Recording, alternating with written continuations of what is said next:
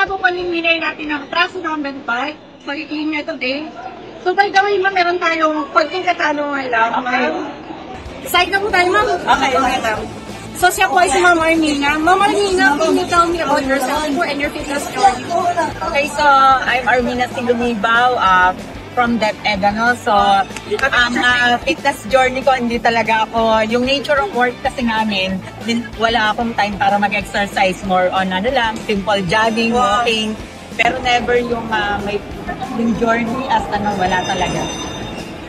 Okay. So, ma'am, by the way, ma'am, taga Laguna ka, ma'am? Okay, nare-record ko, taga Laguna. Kasi ako nakita sa'yo. Okay. How did you find out, ma'am, na meron tayong raffle, ma'am? Nung binili namin yung anak ko ng punching bag, nakita namin na sale siya, kaya ginrab na namin. Dahil bihira naman kami makapunta dito, tsaka yung vlog. Tapos, isa kami may raffle daw na parang yung aming winner chase ay qualified for 3 coupon.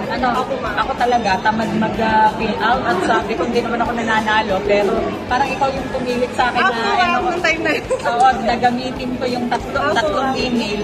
So, ginamit ko kahit tinatamad ako mag-ano. Then, ayun, umuwi na kami. Pero sabi ko, sana manalo kami ng treadmill. Kasi ang mahal. Hindi talaga namin yung target mo.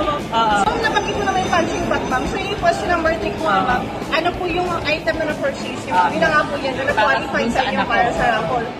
So, proceed tayo sa question number 4. Number 4, ma'am, ano yung reaction mo, ma'am, nung nanalo ka, ma'am?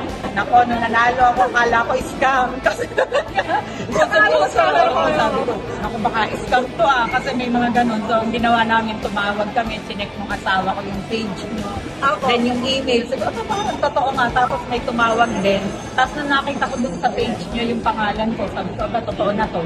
Tapos nung, nagtanong din ako dun sa nag-email, sabi ko, baka may processing fee. Kasi ganun yung mga scam na hanggang napatunayan namin na totoo talaga. Ano nga, napakaswerte namin kasi dito ka nanalo sa branch namin. So last question na lang, ma'am. Ano po yung bit of advice na magpapayo mo sa mga starters dyan na gusto mag-purchase din sa sports, ma'am? Siyempre, katulad ko din, starter din ako. So sabi nga, health is wealth. Gaano man tayo ka-busy, unahin natin ang pag-exercise. Andito yung Chris Sports, ang gaganda ng kanilang mga products. Sabi ko, babalik ako para makabili ako ng treadmill. Siguro sa bonds. Ma'am, thank you, ma'am. Thank you for promoting your sports. Thank you po. Salamat, Chris Sports. Magkakaroon kami nito, hindi mo kayang bibili. Thank you, ma'am.